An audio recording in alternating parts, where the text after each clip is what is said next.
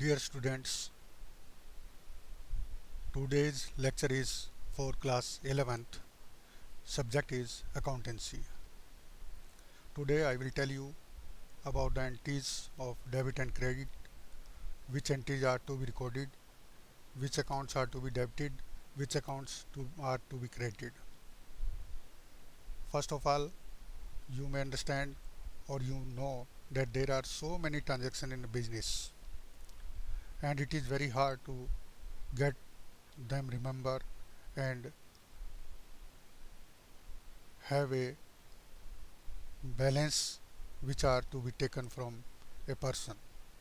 So all transactions are recorded in the books so that we may know how much amount is due from this person and what is to be given to that person.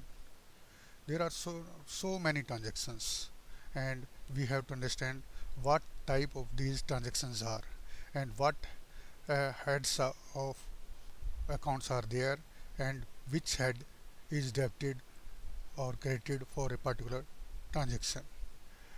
First of all, you have to know that only financial transactions are to be recorded. Financial transactions are those transactions which can be measured in the unit of money. So now what are these transactions which is to be recorded and which is to be debited or credited? Let us know what type of transactions generally take place in a business organization and under which head they fall. Now we will see the heads of accounts.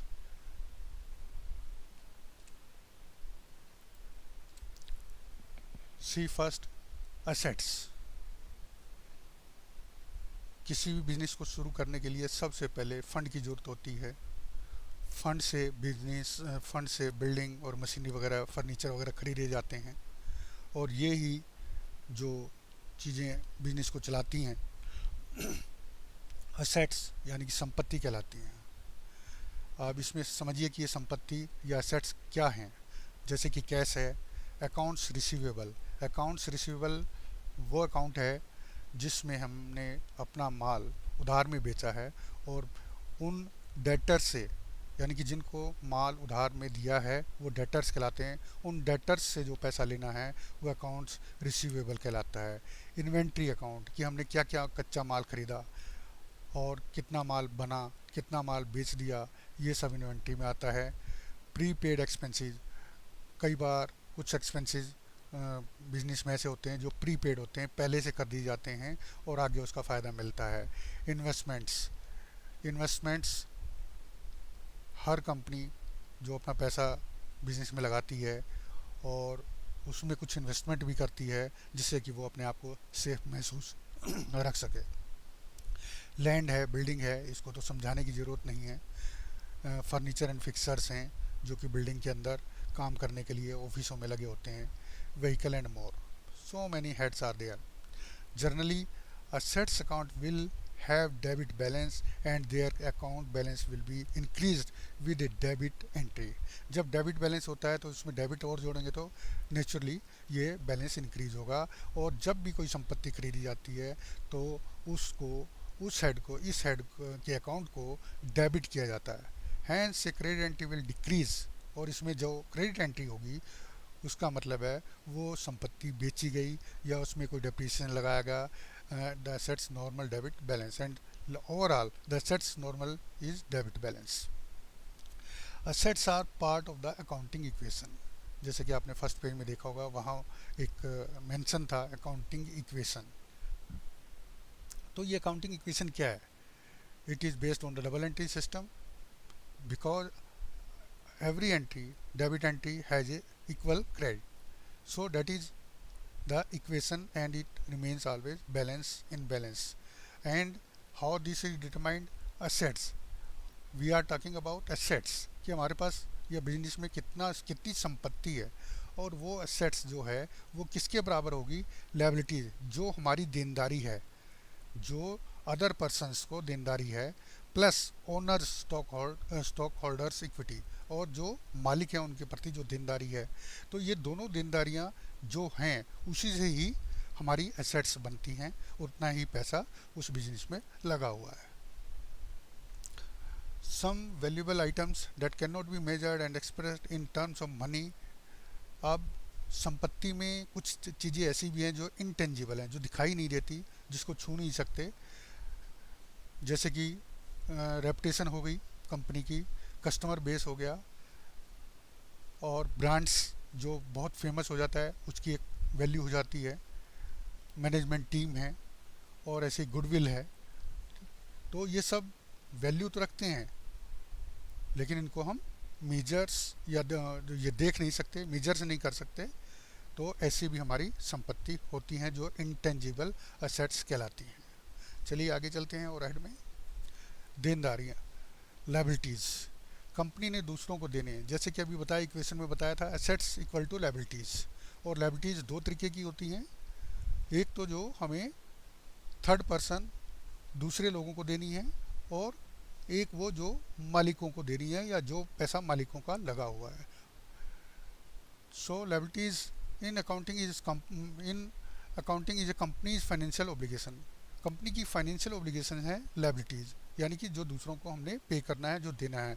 Like the money A business ओज it's supplier. हमने माल उधार लिया जो हमारे supplier हैं, तो वो हमारी देनदारी है, कंपनी की देनदारी है, तो ये लायबिलिटी कहलाती है। वेजेस पेबल, जो कि वर्कर हमने रखे हैं, उनको कोई वेजेस हमने पे नहीं किया, वो पेबल हैं। एंड जो लोन हमने बैंकों से लिया है वो हमने देना है। तो ये सब लायबिलिटीज़ हैं।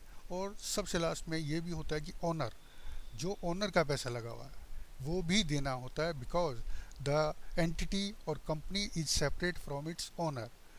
अगर वो सेपरेशन नहीं रखेगा तो और रोज़ घर के खर्चे वहाँ से निकालता रहेगा, वहाँ से पैसे लेता रहेगा, तो कोई भी बिजनेस सक्सेसफुली नहीं चल सकता, और ना ही अकाउंटिंग वगैरह सही चल सकती है। तो liability accounts will likely have credit balance generally, or most probably these have credit balance. Some examples of liability accounts include accounts payable.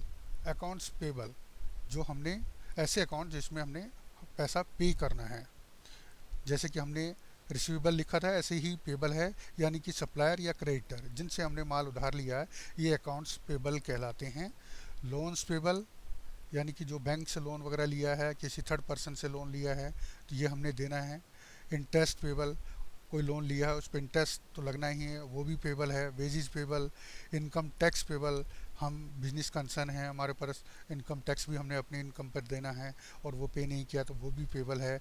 Accrued expenses payable, कुछ ऐसे एक्सपेंसेस होते हैं जो एक्रू हो गए हैं, जैसे बिजली का बिल है, वो आ गया कि 3 महीने का 4 महीने का बिल है, लेकिन उसको देने के अभी 1 महीने बाद देना है, तो accrued expenses payable. Deferred revenue and others, तो इस तरीके की कुछ हमारी लायबिलिटीज़ यानी कि कंपनी की लायबिलिटीज़ होती हैं। तो और जो मैंने बताया कि assets and liabilities are always equal. Generally liability accounts are expected to have credit balance, जो कि मैंने बताया, and their accounts balance will be increase with credit entry. और जैसी क्रेडिट एंट्री होगी, यानी कि जब क्रेडिट बैलेंस है और उसमें क्रेडिट एंट्री होगी, तो नेचुरली इसका बैलेंस और इंक्रीज होगा और हमारी देनदारी और बढ़ेगी।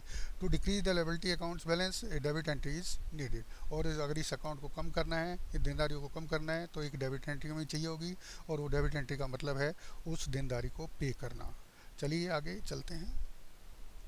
एक्सपेंसेस एंड लॉसेज, ये नॉमिनल अकाउंट कहलाते हैं, और शायद मैंने पहले बताया नहीं आपको, इसमें पहले भी जो हमने बताया है, ये असेट्स अकाउंट जो हैं ये रियल अकाउंट्स कहलाते हैं।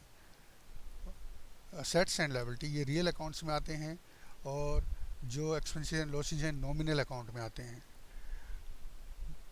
Expenses accounts will have debit balance, expenses का हमेशा डेबिट बैलेंस होगा। और इस टाइप के एग्जांपल कुछ आप देख रहे होंगे। सैलरी का एक्सपेंसेस, भाई जो भी हमने सैलरी पे की है उसमें ये एक्सपेंसेस में आ गए। रेंट एक्सपेंसेस, कोई बिल्डिंग किराए पर ले रखी है उसका रेंट दिया है। यूटिलिटीज़ एक्सपेंसेस, बिजली का बिल है, कोई गाड़ी रखी हुई है उसके एक्सपेंसेस हैं। रिपेयर्स एंड मेंटेनेंस हैं, एडवर्टाइजिंग एक्सपेंसेस हैं। तो ये सब मेरे ख्याल से आप एडवर्टाइजिंग एक्सपेंसेस को समझ पा रहे होंगे।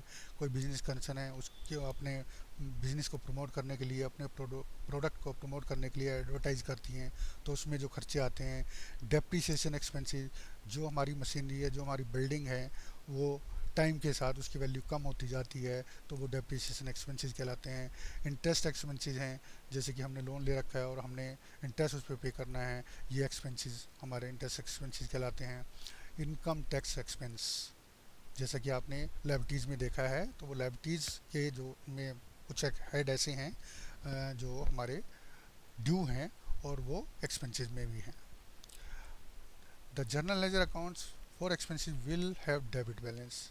जब भी कोई एक्सपेंस होता है तो उस हेड को, उस अकाउंट के हेड के अकाउंट को डेबिट किया जाता है, and will almost always be debited. Expenses have debit balance because they will decrease the normal credit balance of stakeholders owner equity। जिस मालिक का पैसा लगा हुआ है, मान लो 1 लाख रुपया लगा है और उसमें से एक्सपेंसेस हो गए 10,000, तो मालिक का पैसा तो 90,000 रह गया। तो यही यहाँ बताया, because they will decrease the normal credit balance of stakeholders owners equity. Equity जो है हमारी देनदारी है और वो क्रेडिट बैलेंस में होती है, और ये खर्चे जो हैं डेबिट बैलेंस में होते हैं। तो इस तरीके से ये इसकी स्टेक होल्डर, जितने ये खर्चे बढ़ेंगे उसके उतना ही पैसा इस ओनर का कम होता जाएगा। These are temporary accounts.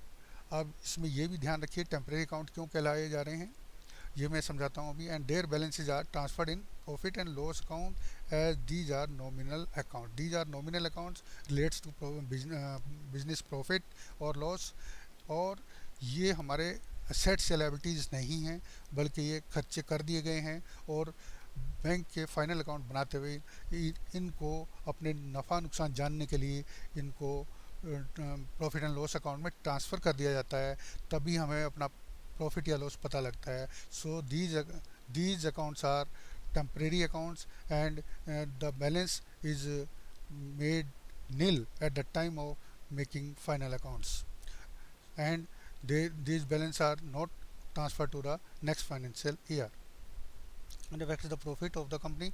Their balance does not reflect in balance sheet, क्योंकि ये पहले ही बंद हो गए, प्रॉफिट एंड लॉस अकाउंट में ट्रांसफ़र करने के बाद इनका अकाउंट नील हो गया, तो ये बैलेंस शीट में रिफ्लेक्ट नहीं होते, as their balances are made nil after transferring the balance in profit and loss account. चलिए आगे, revenue and income. Revenue and income, ये रिवेन्यू क्या है, ये भी नॉमिनल अकाउंट है, लेकिन ये रिवेन्यू एक प्रकार से जैसे कहते हैं कि भाई इसका इतने रिवेन्यू जनरेट किया। अब रिवेन्यू से मतलब क्या है, रिवेन्यू से मतलब है ओवरऑल, तो मतलब मोटा मतलब तो ये है कि जितने का हमने बिजनेस किया, यानी जितने का हमने सामान बेचा, जितना पैसा हमारे पास उस सामान को बेचने से आया, वो रिवेन्यू है। और इनकम उसी का एक पार्ट इनकम है, इसी को इनकम भी कह देते हैं।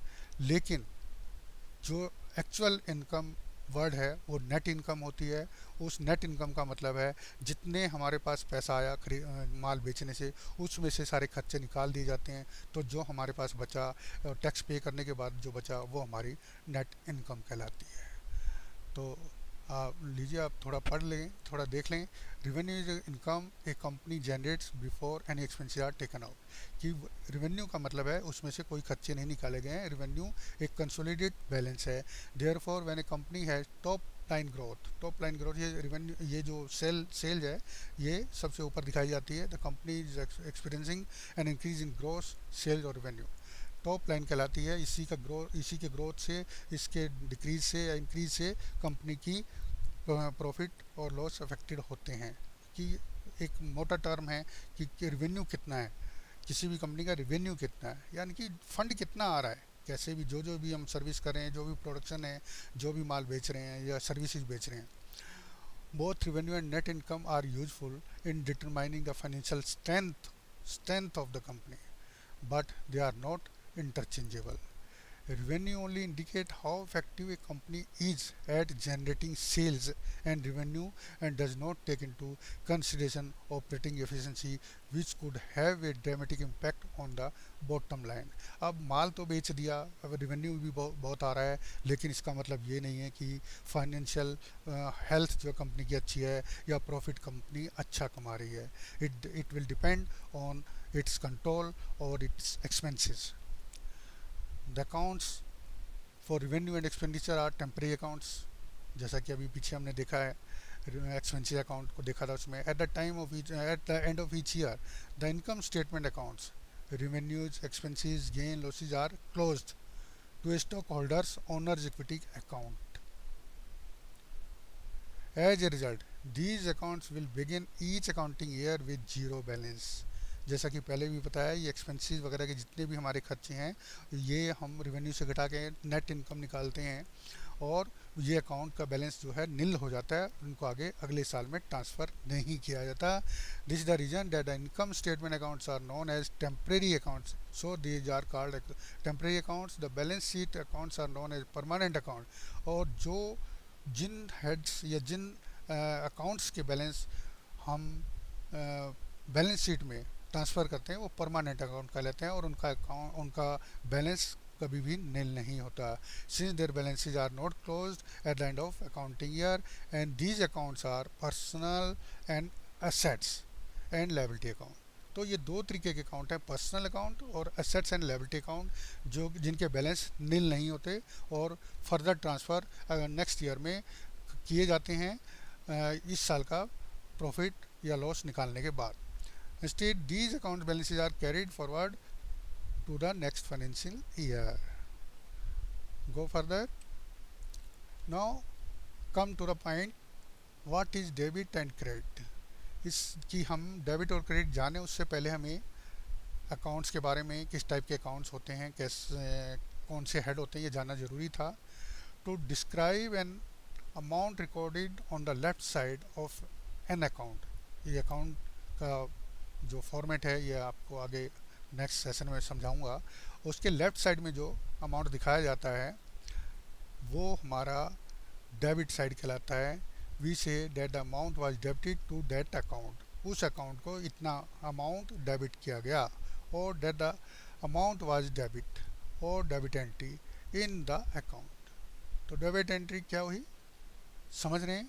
जो अकाउंट के जो फॉर्मेट है, जो हमारा अकाउंट का फॉर्मेट है, उसमें लेफ़्ट साइड में दो उसमें कॉलम होते हैं, लेफ़्ट साइड और राइट साइड। तो जो लेफ़्ट साइड में एंट्री है वो डेबिट एंट्री कहलाती है। An amount recorded on the right side of the account is said to be credit entry, और जो राइट साइड में आती है वो क्रेडिट एंट्री कहलाती है। ए क्रेडिट और दैट अकाउंट वाज क्रेडिट, कि ये क्रेडिट एंट्री है या क्रेडिट है और द अकाउंट वाज क्रेडिट, इस तरीके से कहा और बोला जाता है। Journal and accounts. Now the base of accounting or accountancy is journal and accounts. अभी हमने हेड्स के बारे में चर्चा की, किस टाइप के अकाउंट्स होते हैं, जैसे एसेट्स है, लायबिलिटीज़ है और एक्सपेंसेस अकाउंट्स हैं। तो इन सब से रिलेटेड जो हमारी एंट्रीज होती हैं उनको हम अकाउंट्स बुक्स में एंटर करते हैं। उस एंट्री को कहाँ और कैसे करते हैं, वही जो बुक्स हैं उनको जर्नल और अकाउंट्स कहलाते हैं। जर्नल एक ऐसी बुक है जिसमें जैसे ही एंट्री होती है, जो भी ट्रांजैक्शन टेक प्लेस करती है, कोई भी ट्रांजैक्शन होती है, उसको इमीडिएटली जर्नल में नोट कर दिया जाता है जिससे कि कोई भूल ना हो। You may heard that the account is debited और that account is credited. Generally आप सुनते होंगे बिजनेस फॉर्म में या बिजनेस मैन से बात करते हुए कि ये अकाउंट डेबिट कर दिया, ये अकाउंट क्रेडिट हो गया। What does it mean, what is an account and how it is different from journal. Journal और अकाउंट्स में क्या फ़र्क है, आइए समझते हैं। Journal in accounting and book keeping, a journal is a record of financial transaction. Please note, record of financial transaction in order by date, date के हिसाब से में इसमें एंट्री करते हैं और ये फाइनेंशियल ट्रांजैक्शन की एंट्री होती है। Traditionally a journal has been defined as the book of original entry. जैसा कि अभी मैंने बताया, जैसे ही कोई ट्रांजैक्शन होती है उसकी तुरंत एंट्री जर्नल में कर ली जाती है और इसलिए ये बुक ऑफ ओरिजिनल एंट्री कहलाती है। The definition was more appropriate when transaction were written in a journal prior to manually posting them to the accounts in the journal ledger और subsidiary ledger। ये इस जर्नल में entry करने के लिए, यानी कि कच्चा चिट्ठा है, कच्ची एंट्री है, हालांकि ये कच्ची एंट्री जो एक आम भाषा में उस टाइप का नहीं है, ये बल्कि प्रॉपर फॉर्मेट और प्रॉपर रिकॉग्नाइज फॉर्मेट है और सिस्टम है अकाउंटिंग का। लेकिन याददाश्त के हिसाब से इसको यही कहा जाता है कि ये कच्चा कच्चा चिट्ठा है या कच्ची एंट्री है, क्योंकि इन इससे कोई मतलब नहीं निकलता, कोई रिजल्ट नहीं निकलता है जब तक कि इन एंट्रीज को जो जर्नल में एंट्री की गई हैं उनको अकाउंट्स में पोस्ट ना किया जाए। जब तक किसी आदमी का पूरा लेखा एक जगह इकट्ठा नहीं होगा कि उससे कितना पैसा लिया, कितना माल बेचा, कितना पैसा आया, जब तक ये एक जगह इकट्ठा नहीं होगा तब तक उसका कोई मीनिंग हम नहीं निकाल सकते। तो जर्नल से ये पर्पज़ पूरा नहीं होता। जर्नल इस पर्पज़ को पूरा करता है कि हमने किसको कितना माल दिया, किससे कितना पैसा आया, तुरंत एंट्री कर ली जिससे कि भूल चूक ना हो। बाद में इन जर्नल एंट्रीज को जर्नल लेजर में ट्रांसफ़र किया जाता है। एक जगह इकट्ठा एक एक आदमी से रिलेटेड एक टाइप की एंट्री को इकट्ठा एक अकाउंट में किया जाता है। तो इसलिए अब देखें एक अकाउंट क्या है। An account is a record in which the amounts from a company's transaction are posted. Journal से यहाँ पोस्टिंग की जाती है और रिकॉर्ड किया जाता है in order to sort and store similar amounts, in order to sort and store similar amounts. The following are typical accounts. Titles, accounts के टाइटल्स किस किस नाम के अकाउंट्स होते हैं, जैसे कि कैश अकाउंट हो गया, अकाउंट रिसीवेबल हो गया, अकाउंट्स पेबल हो गया, जैसे कि आपने ऊपर लायबिलिटीज और एसेट्स में देखा होगा, लोन्स पेबल है, सेल्स है। तो बार बार यही टर्म आप देखेंगे और जब तक ये आपको क्लियर नहीं होता ये आपको बड़ा भारी लगेगा, और जब ये क्लियर हो जाएगा, जब आप इसको समझ पाएंगे या आप प्रैक्टिस करते करते इसके लिए आप पारंगत हो जाएंगे, तब आपको ये बहुत ईजी लगेगा। तो इसी तरीके के और हंड्रेड्स मोर, पता नहीं कितने टाइप के अकाउंट्स हैं। When we use the term accounts, we are referring to a journal ledger account. जब हम टर्म अकाउंट यूज करते हैं कि अकाउंट डेबिट हुआ, इट मीन्स कि जर्नल लेजर है। जर्नल नहीं, general ledger. In the past the general ledger was a laser book with paper pages. ये जनरल लेजर क्या होता है, एक बही खाता जो बाउंड किया होता था और उसमें पेजेस इधर से उधर होते थे, प्रिंटेड होता था, तो वो लेजर बुक कहलाती थी। But today it is likely to be a computer file और डेटाबेस। लेकिन आजकल के ज़माने में वो जो लेजर होते थे, जो जिनमें पन्ने होते थे, कागज़ लगा होता था, कागज़ से बने होते थे, वो सब अब बीते टाइम की बात हो गई है। आजकल ये अकाउंट्स जो हैं डिजिटली यानी कि कंप्यूटर में बनाए जाते हैं। आगे चलते हैं। अब before we provide you how the transaction are debited और क्रेडिटेड, कि ट्रांजेक्शन को डेबिट और क्रेडिट कैसे और क्यों किया जाता है, कैसे किया जाता है, किस साइड में किया जाता है, learn further and understand the rule of debit and credit. थोड़ा सा और हम समझ लेते हैं इस बातों को।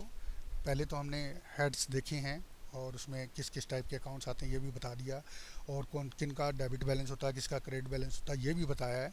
लेकिन इसको और अच्छी तरीके से समझने के लिए हम और थोड़ा सा जानने की कोशिश करेंगे। To understand these rules, we have to understand the type of transaction and decide which accounts are affected।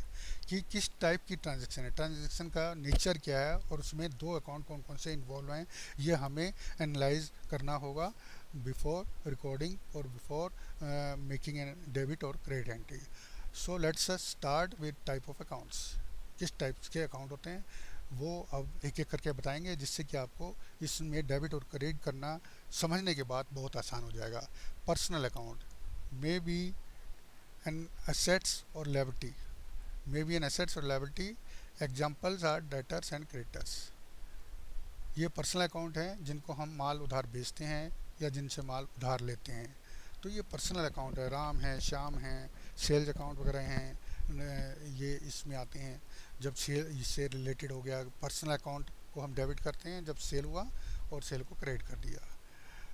तो ये सब चीज़ें हम अभी डिस्कस कर रहे हैं। पर्सनल अकाउंट क्या होते हैं, तो पर्सनल अकाउंट में natural person accounts, Ram Shyam जैसे जो ह्यूमन बींग हैं ये नेचुरल पर्सन है और इनके अकाउंट्स को नेचुरल पर्सन अकाउंट्स कहते हैं।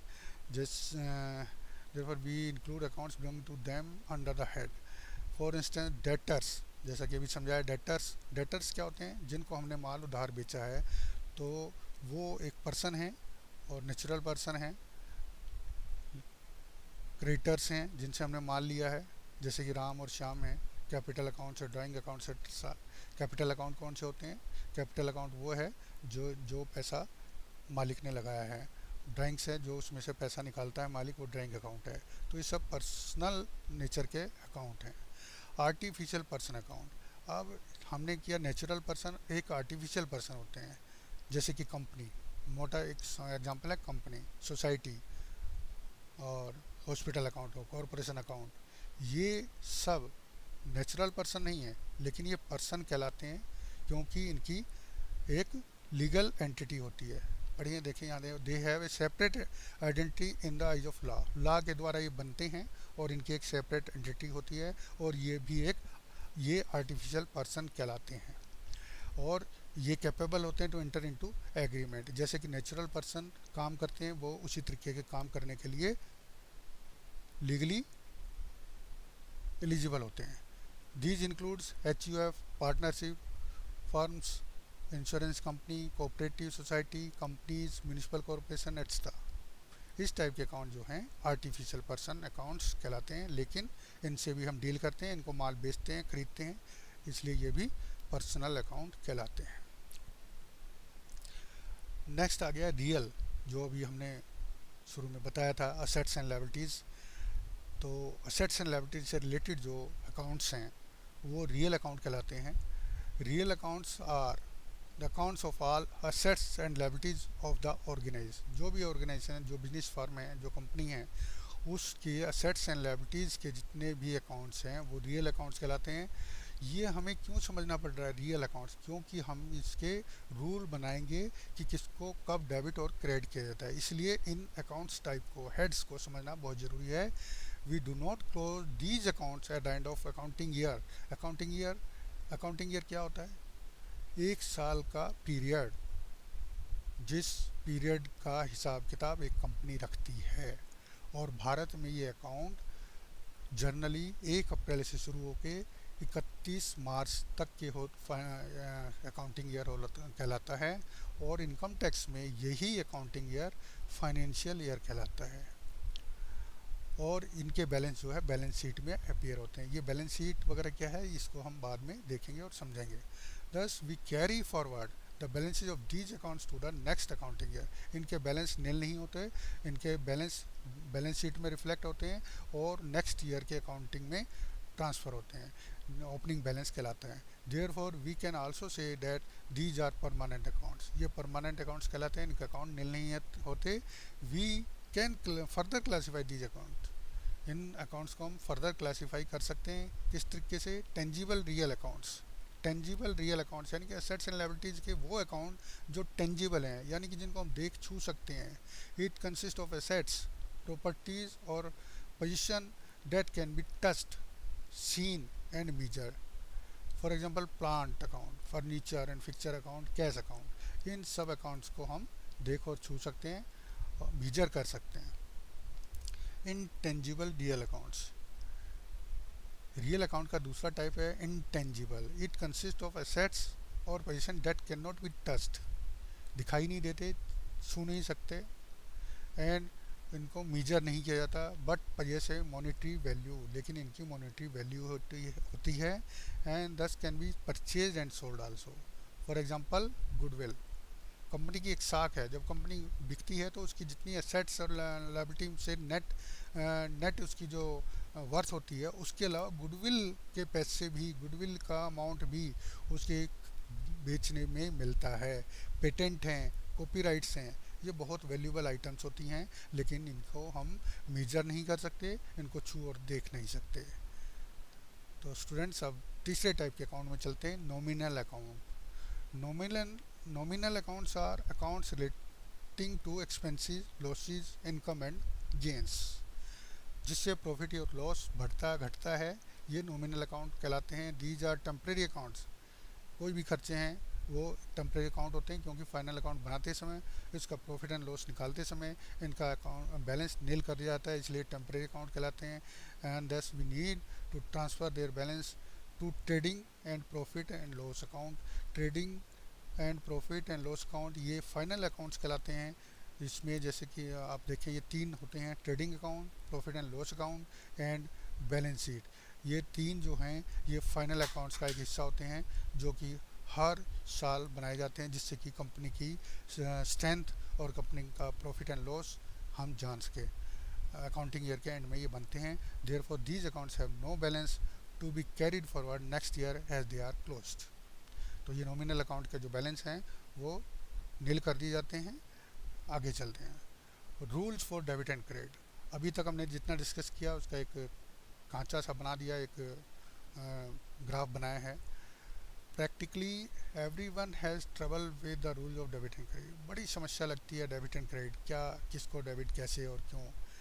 The rules are not very intuitive. Learning the rules for debit and credit is a rite of passage for book keepers and accountant. ये एक लगातार चलने वाला प्रोसेस है जिससे कि आदमी अकाउंटेंट या बुक कीपर सीखता है। The only way to really understand the rules is to make accounting entries. और इसको सीखने का सबसे बढ़िया तरीका है अकाउंटिंग एंट्रीज को करते जाइए, ओवर एंड ओवर अगेन, बार बार करिए। आफ्टर ए वाइल और करते करते आप इतने पारंगत हो जाएंगे। Using the rules become like tying your shoes. जैसे आप जूते के फीते बांध रहे हैं, इतना आसान हो जाएगा। You do it without even thinking about it. सोचना नहीं पड़ता, खटाक से एकदम दिमाग में आता है ये अकाउंट डेबिट कर दो। See the diagram and try to understand. इस डायग्राम को समझने देखें और समझने की कोशिश करें। पर्सनल अकाउंट, अब अकाउंटिंग का डेबिट और क्रेडिट का प्रोसीजर या रूल क्या है, इसको समझने का समय आ गया है। अगर ये पर्सनल अकाउंट है तो डेबिट द रिसीवर, राम को पैसा दिया तो उसके अकाउंट को डेबिट किया जाएगा। Debit the receiver, credit the giver. जिसको पैसा दिया उसके अकाउंट को डेबिट कर दो, जहाँ से पैसा गया जिसने दिया उसके अकाउंट को क्रेडिट कर दो। रियल अकाउंट जो कि एसेट्स एंड लायबिलिटी से रिलेटेड है, डेबिट व्हाट कम्स इन। कोई हमने प्रॉपर्टी खरीदी है वो हम आ रही है, उसके अकाउंट को डेबिट कर दो, उसका बैलेंस बढ़ा दो। क्रेडिट व्हाट गोज आउट, कोई चीज़ बेची है वो रियल अकाउंट्स से रिलेटेड, ना कि बिजनेस से रिलेटेड। जो इसकी एसेट्स हैं उसमें से कुछ बेचा है तो ये क्रेडिट व्हाट गोज आउट। तो दो टाइप के अकाउंट हमने समझा दिए। तीसरे टाइप का है नॉमिनल अकाउंट जो कि एक्सपेंसेस से रिलेटेड हैं। तो डेबिट एक्सपेंसेस एंड लॉसेज, कोई भी लॉस होता है या एक्सपेंसेस होते हैं उस अकाउंट को डेबिट करते हैं। क्रेडिट इनकम और गेंस, कोई भी इनकम हमारी आती है, इन्वेस्टमेंट से इंटरेस्ट आता है तो उसको क्रेडिट करते हैं, जो भी इनकम और गेन होता है। तो आगे चलते हैं। So now B it clear and remember the rules for debit and credit for all types of accounts. इतना कुछ डिस्कशन हमने कर लिया, आपको बहुत कुछ समझ में आ गया होगा। अब इसको मेमोराइज कर लीजिए बड़ी अच्छी तरीके से। पर्सनल अकाउंट अगर है तो debit the receiver, credit the giver. Real account है जो कि एसेट्स एंड लायबिलिटी से रिलेटेड है, debit what comes in, credit what goes out. And nominal account which is related to expenses and income, debit all expenses and losses, credit all income and gains. So only this page will be sufficient to learn the accountancy. If you understand these very practically, it will be very easy to learn the accountancy, to post the debit and credit entry and transfer it to accounts. So this page is the base of your accounting. Now go for some practice.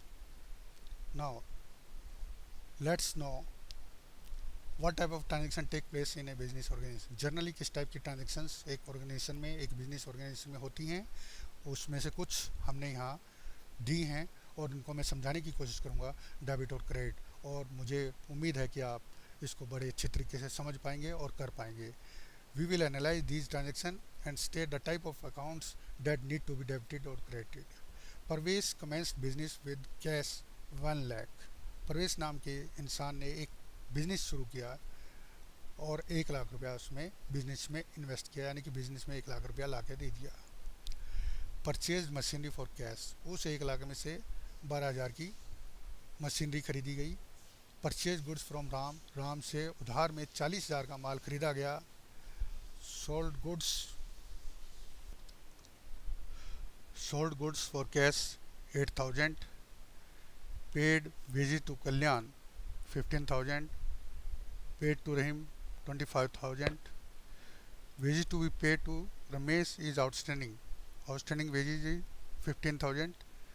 Interest earned but not received 20,000. Deposited rupees 25,000 into bank. Pravesh, the owner, withdrew cash for personal use 10,000. ये कुछ transactions हैं जो generally एक business में होती रहती हैं।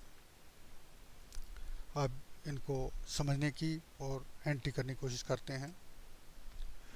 Now you may have gained sufficient knowledge of debit and credit. I suppose and think you have understand that what account is to be debited and what account is to be credited, what type of transactions take place. So here we provide the answer for the above transaction, easy to understand one by one. जो पैसा उसने मालिक ने business शुरू करने में लगाया तो उससे दो अकाउंट, यहाँ देखिए आप, एनालिसिस ऑफ ट्रांजैक्शन को एनालाइज किया हमने। ट्रांजैक्शंस अकाउंट्स, कौन कौन से अकाउंट्स में ट्रांजैक्शन हुई, नेचर ऑफ अकाउंट्स क्या हैं, रियल अकाउंट हैं, पर्सनल अकाउंट हैं, कैश अकाउंट जो है रियल अकाउंट है, कैपिटल अकाउंट जो है पर्सनल अकाउंट है, reason for effect on accounts, इन अकाउंट्स ये अफेक्टेड क्यों हुए, इसका रीज़न है। कैश इज़ कमिंग इन, जब मालिक ने 1,00,000 रुपया लगाया तो cash is coming in and प्रवेश इज़ गिवर, ये पर्सनल अकाउंट, प्रवेश is giver, so cash is account is debited and प्रवेश यानी कैपिटल अकाउंट, प्रवेश capital account is credited. Next is machinery purchased, machinery खरीदी गई, it is a real account, machinery is a real account, cash is also a real account, so machinery is coming in and cash is going out, so machinery is debited and cash is credited। जैसा कि rule मैंने आपको ऊपर समझाया है, अगर उसको समझ लेंगे, उसको याद कर लेंगे और फिर यहाँ से उसको प्रैक्टिस में बदलेंगे तो आपके लिए बहुत ही आसान हो जाएगा। राम से सामान खरीदा, ये रियल अकाउंट है, राम का अकाउंट जो है पर्सनल अकाउंट है, ये दो अकाउंट अफेक्टेड हुए। और रूल क्या है, जो रियल अकाउंट है, गुड्स आर कमिंग इन, तो रूल है डेबिट विच कम्स इन, तो गुड्स आर कमिंग इन, तो इस खाते को डेबिट किया गया। राम का एक पर्सनल अकाउंट है, राम से माल लिया गया, तो Ram is the giver, credit which gives, debit which receives, तो इसके अकाउंट को क्रेडिट किया गया। तो समझते रहिए, जैसे जैसे ट्रांजैक्शन हो रही हैं उस ट्रांजैक्शन को समझने की कोशिश कीजिए, जो नेचर ऑफ अकाउंट्स है उनको समझने की कोशिश कीजिए, फिर उनके अकाउंट्स कौन से हैं, ये तो हेड्स हो गए, नेचर ऑफ अकाउंट्स हो गए, और ये अकाउंट्स हो गए, इनको थोड़ा सा समझने की कोशिश करें, कौन कौन से हेड अफेक्टेड हो रहे हैं और कौन से अकाउंट अफेक्टेड हो रहे हैं और उन पर कौन सा रूल लागू हो रहा है, और उसी हिसाब से डेबिट या क्रेडिट करते रहिए। अब हमने कैश में सेल किया, माल बेचा, cash is a liability and assets account यानी कि रियल अकाउंट है, सेल्स भी रियल अकाउंट है, तो कैश इज कमिंग इन इसलिए इसको डेबिट किया, गुड्स आर गोइंग आउट तो इसलिए इसको क्रेडिट किया। वेजेज अकाउंट नॉमिनल अकाउंट है, ये एक खर्चा है, उसको wages are an expenses so it is debited, जब खर्चा होते हैं तो उसको डेबिट किया जाता है। और कैश इज़ गोइंग आउट, ये रियल अकाउंट है इसलिए इसको क्रेडिट किया। रहीम एक पर्सनल अकाउंट है, उसको कैश दिया तो debit which receives, personal account में डेबिट विच रिसीव्स, रहीम को पैसा दिया, रहीम रिसीव करने वाला है इसलिए उसको डेबिट किया। And cash is going out, ये रियल अकाउंट है, जो जाता है उसको क्रेडिट करते हैं, जो निकलता है गोइंग आउट है उसको क्रेडिट करते हैं। तो कैश अकाउंट को रियल अकाउंट है, cash is going out so इसको क्रेडिट किया। अब नेक्स्ट ट्रांजेक्शन पे आते हैं, वेजेज अकाउंट जो कि आउटस्टैंडिंग है। तो वेजेज एक हमारा खर्चा है, तो इसलिए जो खर्चे होते हैं उसको डेबिट किया जाता है। Wages is nominal account and wages an expense, तो एक्सपेंस जब बढ़ता है वो उसको डेबिट किया जाता है। और वेजेज आउटस्टैंडिंग ये एक लायबिलिटी है, लायबिलिटी पर्सनल अकाउंट की। सो क्योंकि क्या है, रमेश को ये हमने वेजेज देनी है, wages is payable to Ramesh and thus he is our creditor. ये हमारा क्रेडिटर बन गया, हम इसके देनदार हो गए, ये हमारी लायबिलिटी है, इसलिए इसको क्रेडिट किया। असेट्स का हमेशा बैलेंस डेबिट होता है और लायबिलिटी का क्रेडिट होता है। तो रमेश हमारा क्रेडिटर हो गया, ये हमारी लायबिलिटी है। इसके अकाउंट को जो कि हम वेजेज आउटस्टैंडिंग अकाउंट में ट्रीट करेंगे उसको क्रेडिट किया गया।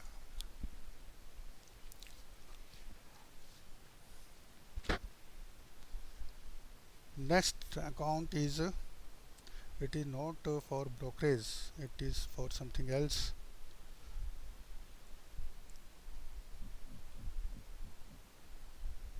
Interest earn but not received, तो इसमें कोई फ़र्क नहीं पड़ता, अकाउंट टाइप्स लगभग सेम है। इंटरेस्ट अकाउंट, यहाँ हमने ब्रोकरेज का लिया है, एक्रूड, वहाँ पर इंटरेस्ट है, तो यहाँ थोड़ा सा गलत हमने दे दिया इसमें। तो इंटरेस्ट एक्रूड अकाउंट आ जाएगा यहाँ पर, और यहाँ इंटरेस्ट अकाउंट आ जाएगा। ठीक है, तो ये रिप्रेजेंटेटिव पर्सनल अकाउंट है, ये नॉमिनल अकाउंट है, ये रिसीवेबल है फ्रॉम द क्लाइंट। सो यहाँ ये ब्रोकरेज के बारे में है, वहाँ इंटरेस्ट के बारे में है। तो so the client is our debtor, जिससे कि हमने ये लेना है। अगर बैंक से हमने इंटरेस्ट लेना है तो वो हमारा डेटर होगा। अगर जो अकाउंट पीछे हमने देखा कि वो इंटरेस्ट के बारे में एंट्री है, ना कि ब्रोकरेज के बारे में।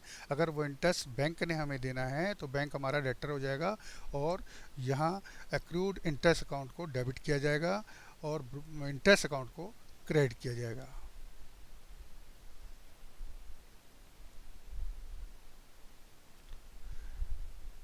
बैंक में पैसा जमा कराया, बैंक में पैसा जमा कराया, ये पर्सनल अकाउंट हो गया, ये रियल अकाउंट हो गया। बैंक क्योंकि एक आर्टिफिशियल पर्सन है, जैसा कि पीछे हमने समझाया, एक कंपनी है और उससे लेन देन उसी तरीके से जैसे आदमी से, ह्यूमन बीइंग से करते हैं, वैसा होता है। अगर उसको कोई पैसा दिया है तो ये पर्सनल अकाउंट है। Bank is receiving the amount, और बैंक रिसीव करने वाला है, सो इसलिए इसको डेबिट किया गया। कैश अकाउंट एक रियल अकाउंट है, कैश अकाउंट रियल अकाउंट है, और जब ये पैसा जा रहा है तो इसको कैश इज गोइंग आउट, इसलिए इसको क्रेडिट किया गया। लास्ट ट्रांजैक्शन जो हमारी है वो है कि प्रवेश ने, जो कि मालिक है, उसने अपने खर्चे के लिए कंपनी से 10,000 रुपये ले लिए या निकाल लिए। तो ये जो पैसा निकाला जाता है ये एक प्रकार से प्रवेश ने लिया। प्रवेश एक पर्सनल अकाउंट है, लेकिन उसका पर्सनल ना कह के उसका प्रवेश ड्राइंग अकाउंट कहलाता है। जो सिर्फ वो प्रवेश का अकाउंट नहीं कहलाता, उसको ड्राइंग अकाउंट साथ में जोड़ा जाता है, और ये पर्सनल अकाउंट है। जब ये रिसीव कर रहा है, प्रवेश ने पैसा लिया है, तो इस ड्राइंग अकाउंट पर्सनल अकाउंट को डेबिट किया गया, और कैश अकाउंट जो कि एक रियल अकाउंट है, कैश इज गोइंग आउट, तो इसको क्रेडिट किया। तो दोस्तों ये डेबिट और क्रेडिट के मेरे ख्याल से बहुत ही सुंदर तरीके से मैंने समझाने की कोशिश की है।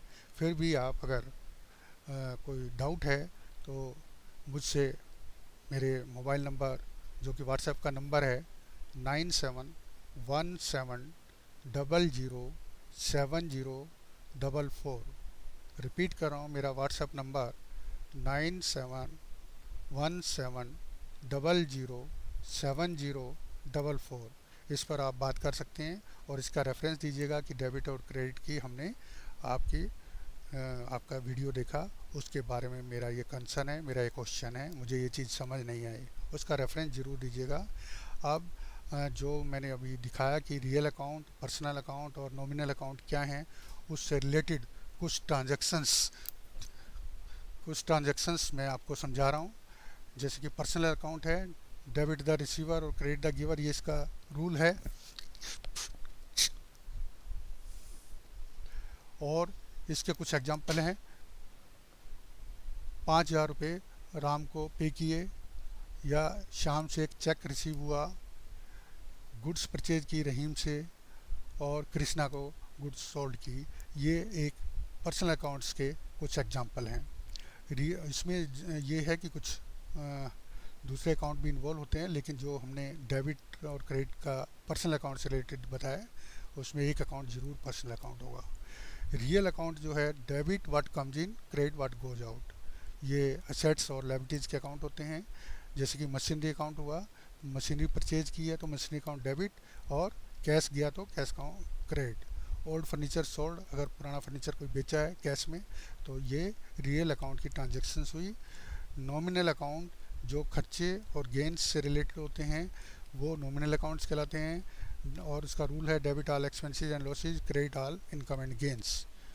इसका एग्जांपल है कार्टेज पे किया 500 रुपये, जो कि हम सामान खरीदा था उसको लाने में खर्चा किया। Rent of 2000 paid for godown, एक गोडाउन है छोटा सा जिसका किराया है वो दिया। Interest of 10,000 on deposit received from bank, bank से 10,000 रुपये का ब्याज प्राप्त हुआ। तो ये सब मैंने एग्जांपल के साथ आपको समझाए हैं। आशा करता हूँ कि आपको ये पसंद आए होंगे, आपको समझ आया होगा। मैंने अपना नंबर आपको व्हाट्सएप का बता दिया है। अगर कोई भी दिक्कत होती है आप मुझे फ़ोन करके यहाँ पर मेरे से अपनी क्वेरी पूछ सकते हैं, उसको क्लियर कर सकते हैं। धन्यवाद, मेरे साथ बने रहिए। मैं आप के लिए और भी वीडियो अकाउंट्स पर लेके आऊँगा। धन्यवाद।